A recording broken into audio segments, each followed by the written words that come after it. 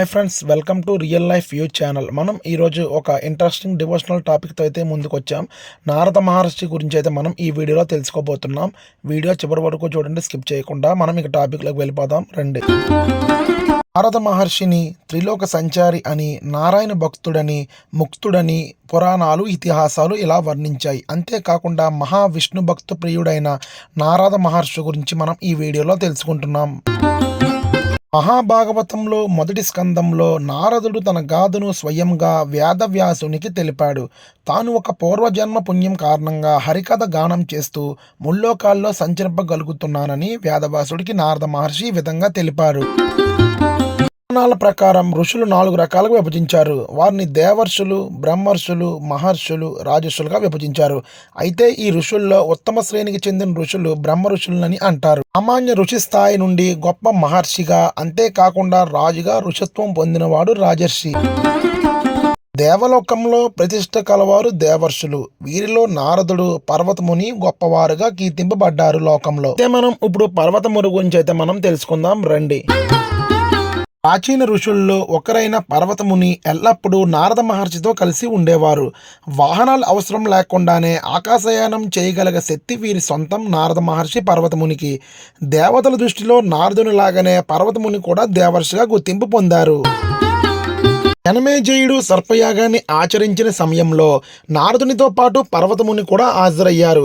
భగవంతుని లీలను మధురంగా గానం చేస్తూ లోకాలను పర్యటించడం వల్ల వీరు గంధర్వులుగాను గుర్తింపబడ్డారు. అలా పర్యటిస్తున్న సమయంలో ద్రౌపది స్వయంవరాన్ని ఆకాశం నుంచి వీక్షించారు. నారద మహర్షిలాగే పర్వతముని కూడా ఇంద్రసభ కుబేరుడు ఆస్థానకి సందర్శించేవాడు. సమ్రుజయ మహారాజు కుమార్తె వల్ల ఒకసారి చిక్కుల్లో పడ్డారు. పర్వతముని అనుగ్రహం వల్ల సమ్రుజయ మహారాజుకు పుత్ర సంతానం కూడా కలిగింది. ఇప్పుడు మనం నారద మహర్షి గురించి అయితే మనం ఇప్పుడు తెలుసుకుందాం రండి. పురాణాలలో నారదుడి పాత్ర అనన్య సామాన్యం అయినది. భాగవత పురాణంలో నారదుని చరిత్ర సంపూర్ణంగా ఈ విధంగా వివరించారు. గత జన్మలో దాసికి పుత్రుడు అయిన నారదుడు సాధు పొంగవులు, మహాత్ములు సాంగత్యంలో భక్తి మార్గాన్ని అనుసరించి తర్వాత జన్మలో నారదుడిగా అవతరించారు మన నారద మహర్షి. నారద మహర్షి బ్రహ్మ మానస పుత్రుడు మాత్రమే కాదు, ఆయన శిష్యుడు కూడా. బ్రహ్మ సాంప్రదాయ పరంపరలో మొట్టమొదటి వాడిగా భక్తి విశిష్టతను జగత్తుకు ప్రచారం చేసేవాడు మన నారద మహర్షి. ఇప్పుడు ప్రహ్లాదుడు, వాల్మీకి లాంటి ప్రఖ్యాతి చెందిన భక్తులకు నారదుడే మంత్ర ఉపదేశం చేసి భక్తి మార్గాన్ని దారి చూపించారు.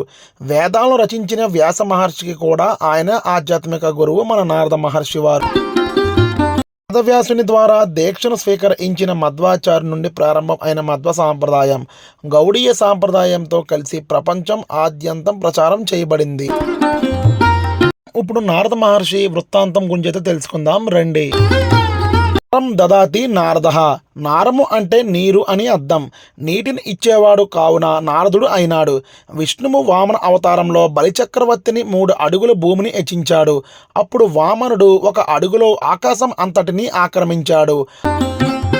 అప్పుడు ఆ బ్రహ్మ ఆ శ్రీహరి పాదాన్ని కడగడానికి సంకల్పమాత్రం చేత పుత్రుని సృష్టించి నీటిని తీసుకురమ్మని ఆదేశించాడు. అప్పుడు అతడు జలమును తెచ్చి తండ్రికి ఇచ్చాడు. కాబట్టి ఆ విధంగా పుట్టిన ఆ బ్రహ్మ మానస పుత్రుడిగా నారదుడిగా లోక ప్రసిద్ధి చెందాడు మన నారద మహర్షి. నారద మహర్షి బ్రహ్మకంఠం నుండి కూడా జన్మించారని పురాణాలు చెబుతున్నాయి. అంతేకాకుండా నారద మహర్షి పుట్టిన వెంటనే సరస్వతీదేవి దగ్గరకు వెళ్ళి సంగీత విద్యను అభ్యసించారంట. వాయుదేవుడు కూడా నారద మహర్షికి వీణను ప్రసాదించాడు. ఆ వీణ పేరు మహతి.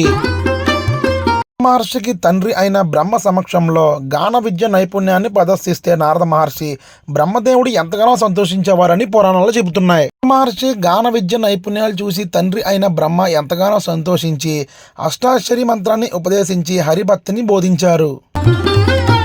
నాటి నుండి నారద మహర్షి హరినామ సంకీర్తనలతో లోకాన్ని సంచరించేవారు. అంతేకాకుండా అందరూ నారద మహర్షిని కళాభోజనుడని, కళాశనుడని, కళాప్రియుడని పిలుస్తూ ఉండేవారు. నాడు దక్ష ప్రజాపతి పుత్రులు నారాయణ సరస్సు వద్ద ప్రజా సృష్టి కొరకు తపస్సు చేస్తూ ఉండగా నారదుడు వారి దగ్గరకు వెళ్ళి, మీరు మోక్షం కోసం ప్రయత్నించకుండా అశాశ్వతమైన సంసారాన్ని ఎందుకు కోరుకుంటున్నారు అని ప్రశ్నించి వారికి ఆత్మజ్ఞానాన్ని బోధించాడు. వాళ్ళ సృష్టి కార్యం విముఖులైనారు. అందుకు దక్షుడు కోపించి, నా కుమారుల బుద్ధిని చలింపజేశావు కాబట్టి నీకు నిలకడ ఉండదని భేదంలో కలహాలను సృష్టించి కళాసనుడు అవుదుగాక అని శపించాడు దక్షుడు నారద మహర్షిని.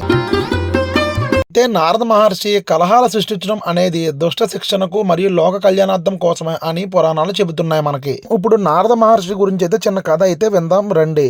హిరణ్యకశిపుని భార్య లీలావతి గర్భవతి అయినప్పుడు ఇంద్రుడు ఆ లీలావతి గర్భాన రాక్షసుడు జన్మించబోతున్నాడు అని తెలిసి ఆ లీలావతిని చంపబోతుండగా అది చూసిన నారద మహర్షి శ్రీహత్య మహాపాపం అని చెప్పాడు ఇంద్రుడికి. అంతేకాకుండా లీలావతి గర్భాన విష్ణుభక్తుడు ఉన్నాడని చెప్పి నివారించాడు నారద మహర్షి. అప్పుడు తపస్సు చేయడానికి తరలి వెడుతున్న ధ్రువుణ్ణి నారదుడు సమీపించాడు. యమునా తీరాన ఉన్న మధువనం హరికి అత్యంత ప్రీతికరం. అక్కడ శ్రీహరి గురించి తపస్సు చేయి అని చెప్పి వాసుదేవ మంత్రాన్ని ఉపదేశించాడు నారద మహర్షి. ఇప్పుడు నారద ఉపదేశ ఫలితంగా ధ్రువుడు నక్షత్ర మండలాల్లో స్థానాన్ని సంపాదించాడు. ఒకనాడు వైకుంఠంలో లక్ష్మీదేవి తుంబురాన్ని ఆహ్వానించి అతని సంగీత విద్య ప్రదర్శనకు ముగ్గురులై ఘనంగా సత్కరించి పంపించింది. తెలిసిన నారద మహర్షి తుంబురానిపై అసూయ చెంది సంగీత విద్యలో అతను మించిపోవాలనే పట్టుదలతో నానా అవస్థలు పడ్డాడు. మానసోత్ర పర్వతంపై నివసించి గానబంధు అనే గుబా దగ్గర గాన శిక్షను పొందాడు నారద మహర్షి. సంవత్సర కాలం జాంబవతి వద్ద, ఆ తర్వాత శ్రీకృష్ణుని భార్యల వద్ద, ఆ తర్వాత శ్రీకృష్ణుని వద్ద కూడా గాన విద్య శిక్షను పొందినప్పటికీ తుంబురాన్ని మించలేకపోయాడు నారద మహర్షి. ఇప్పుడు తన అసూయను గుర్తించి తుంబురాన్ని చూసి నారద మహర్షి తన అసూయను విడిచిపెట్టి సుఖపడ్డాడు. అనంతరం నారాయణ స్మరణతో భక్తి భావానికి ప్రతీకమైన నారదుడు మహా తపస్వి పరిజ్ఞానం అయిన వేదవ్యాసునికి కూడా భాగవత పురాణం రచించి మనశ్శాంతి పొందమని సూచించాడు. వ్యాసుడు నారద మహర్షి సహకారంతో అష్టాదశ పురాణాలు కూడా రాశాడు. వాల్మీకి రామాయణం రచనకు కూడా మార్గదర్శకుడు నారద మహర్షి. ధర్మరాజు ధర్మాలను ఉపదేశించి రాజసయాగం చేయమని చెప్పినవాడు కూడా నారద మహర్షి. ఇప్పుడు నారద మహర్షి రచించిన కొన్ని గ్రంథాల పేర్ల గురించి అయితే మనం తెలుసుకుందాం రండి. జ్యోతిర్నారదం, నారద సంస్కృతి, మహాన్నారదం, లఘునారదం, నారద శిల్పశాస్త్రం మొదలైన గ్రంథాలు రచించాడు నారద మహర్షి. ఇప్పుడు నారద మహర్షి ఎలా జన్మించారో తెలుసుకుందాం రండి. యుగాల కాలం తర్వాత బ్రహ్మ లేచి లోకాలను సృష్టించడం ఆరంభించినప్పుడు బ్రహ్మ ప్రాణముల నుండి మరిచి మొదలైన మునులతో పాటు నారద కూడా జన్మించాడు. అందుకే నారదుడి బ్రహ్మ మానసపుత్రుడు అయ్యాడు. అలా నారదుడు అఖండ దేశపరుడై విష్ణు అనుగ్రహం వలన నిరాటంకంగా సంచరింపబడుతూ ఉంటున్నాడు. నారద మహర్షి శ్రీమన్నారాయణ స్వరూపం ఎప్పుడు మనసులో ప్రత్యక్షమవుతూ ఉంటుంది నారద మహర్షి స్మరించగానే. విధంగా నారదుడు విష్ణు యొక్క భక్తుడు అయ్యాడు. భూమి, స్వర్గం మరియు అన్య ప్రపంచం అనే 3 ప్రపంచాలను అతి తక్కువ సమయంలో ప్రయాణించగల శక్తి నారద మహర్షికి ఒక్కడికే ఉంది. నారదమునికి దేవతలు, రాక్షసులు మరియు మానవ రహస్యాలు ఎల్లప్పుడూ తెలుసుకుని అతను 3 లోకాల మధ్య దూతగా వ్యవహరిస్తున్నారని పురాణాల ప్రసిద్ధి. నారద మహర్షి ఒకసారి భగవన్నామస్మరణలోకి వెళ్ళినట్లు అయితే కామదేవుడు కూడా కదిలించలేడు ఆ నారద మహర్షి తపస్సుకి. శివుడు అంతటి వాడి జ్ఞానాన్ని కూడా మన్మధుడు భగ్నం చేయగలిగాడు, నీ జ్ఞానాన్ని మాత్రం భగ్నం చేయలేకపోయాడు అని మాటలు విని నారద మహర్షి పొగడ్తలకు పొంగిపోయి, అవును కదా, తాను శివుడి కన్నా గొప్పవాణ్ణి అని అనుకున్నాడు నారద మహర్షి. అప్పటి నుండి నారద మహర్షిలోని అహంకారం పెరిగిపోయింది. నారదమునిలో వచ్చిన ఈ మార్పుని పసిగట్టిన శ్రీ మహావిష్ణువు తన భక్తునికి ఎలాగైనా బుద్ధి చెప్పి దారిలో తీసుకురావాలని నిర్ణయించుకున్నాడు. ఇందుకోసం లక్ష్మీదేవిని భూలోకంలో అవతరించాలని శ్రీ మహావిష్ణువు ఆదేశించాడు లక్ష్మీదేవిని. అయోధ్యను పాలిస్తున్న అంబరీషుని కుమార్తెగా జన్మించింది. అంబరీషుడు తన కుమార్తె శ్రీమతి అన్న పేరు పెట్టి అల్లారుముద్దుగా పెంచుతున్నాడు. ఒకసారి నారదుడు లోక సంచారం చేస్తూ అంబరీషుని అంతఃపురానికి చేరుకున్నాడు. అక్కడ అపూర్వ సౌందర్యవతిగా ఉన్న లక్ష్మీదేవిని చూసి నారదుడి మనసు చలించింది. ఎలాగైనా ఆమెను తన భార్యగా పొందాలనే కోరిక మొదలైంది నారద మహర్షిలో. తన మనసులోని మాట అంబరీషునికి చెప్పి ప్రస్తావించాడు నారద మహర్షి. మహర్షి మాటలు విని అంబరీషుడు ఆశ్చర్యపోయాడు. ఏం చేయాలో పాల్పోని స్థితిలో ఉన్నాడు అంబరీషుడు. తన కుమార్తె మనసు తెలుసుకోకుండా మాట ఇస్తే ఒక తప్పని, పోనీ నారదుడు మాట కాదంటే ఏం జరుగుతుందని భయంతో మరోవైపు వెంటాడే అంబరీషుడిని. ఇప్పుడు ఇదిలా ఉండగా మధ్య మార్గంలో ఒక ఉపాయాన్ని ఆలోచించాడు అంబరీషుడు. స్వామి, నేను స్వయంవరాన్ని ఏర్పాటు చేస్తాను. అందులో నా కుమార్తె మిమ్మల్ని వరిస్తే ఆమె మీకిచ్చి వివాహం జరిపించడానికి నాకేమీ అభ్యంతరం లేదని అన్నాడు నారద మహర్షితో అంబరీషుడు.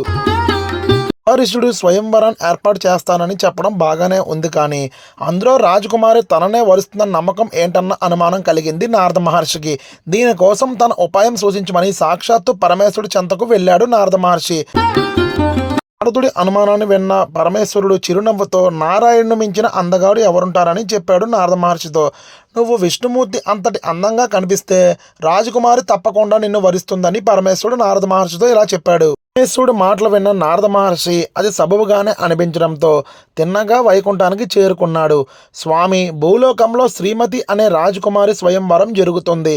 అందులో తాను పాల్గొని ఎలాగైనా ఆమెను దక్కించుకోవాలని అంటాడు శ్రీ మహావిష్ణువుతో నారద మహర్షి. రాజకుమారి తన్నే వరించాలంటే నీ అంత అందం ఉండాలని పరమశివుడు చెప్పాడు. కాబట్టి ఆ రోజున ఆ రాజకుమారి నన్ను చూసినప్పుడు అచ్చం మీలాగే కనిపించేలా అనుగ్రహించండి స్వామి అని శ్రీమన్నారాయణుడితో నారద మహర్షి ఈ విధంగా చెప్పాడు. నారద మహర్షి మాటలకు చిరు మందహాసంతో శ్రీహరి మౌనంగా ఉన్నారు. ఆ చిరునవ్వునే అనుగ్రహంగా భావించిన నారద మహర్షి అక్కడ నుండి వెళ్ళిపోయారు. అంబరీషుడు స్వయంవరం ఏర్పాటు చేసిన రోజు రానే వచ్చింది. తనకు తగిన వరుని ఎంపిక చేసుకోవడానికి పూలదండ చేతబట్టి వచ్చిన రాజకుమారికి నారదుడు కనిపించలేదు. మధ్యలో కోతిమోహంతో ఉన్న ఒక సన్యాసి కనిపించాడు. అతడిని చూడగానే రాజకుమారి భయంతో వణికిపోయింది. ఆ సన్యాసి పక్కనే ఒక మోహనాంగుడు కనిపించడంతోనే అప్రయత్నంగా ఆయన మెడలో హారం వేసింది రాజకుమారి. దేవి అయిన శ్రీమతి అలా దండ వేయగానే ఇరువురు మాయమయ్యారు. ఇదంతా చూస్తున్న నారదునికి ఏం జరుగుతుందో అర్థం కాలేదు. తన కళ్ళ ముందే విష్ణుమూర్తి రావడం, రాజకుమారి ఆయన్ను వరించి మాయం కావడం చూసి ఆయనకు మతిపోయింది. ఇంతలో ఎదురుగా ఉన్న కొలంలో తన ప్రతిబింబాన్ని చూసిన నారదునికి విషయం అర్థమైంది. నారాయణుడే తన రూపాన్ని కోతిమొహంగా మార్చేశాడని, అటుపై రాజకుమారి కూడా ఆయన్నే వరించిందని అర్థమైంది నారద మహర్షికి. పట్టరాని ఆవేశంతో ఊగిపోయిన నారదుడు తాను ప్రేమించిన యువతని తన నుంచి దూరం చేశాడు కాబట్టి విష్ణుమూర్తికి కూడా సతీ వియోగంతో బాధపడి చివరకు ఒక కోతి కారణంగానే కలుసుకుంటారని శపించాడు. పట్ల నారదునిలో ఆవేశం కలిగిన మాట వాస్తవమే అయినా సమయం గడిచే కొద్దీ ఆ సంఘటన వెనుక ఉన్న తత్వం బోధపడింది నారద మహర్షికి.